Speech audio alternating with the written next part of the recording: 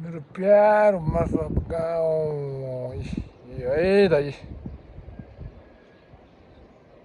पर्यटकको अहिले मेन रोजाइमा परेको अनि स्याउको राजधानी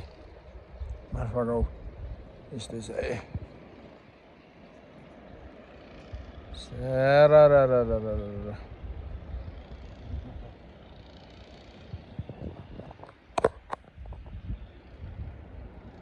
म चाहिँ यहाँ अब गाउँको काममा यो हाम्रो सबैभन्दा पुरानो गुम्बा हुसुम गुम्बामा यहाँ चुना लाउने काममा आएको काम गाउँको काममा यहाँ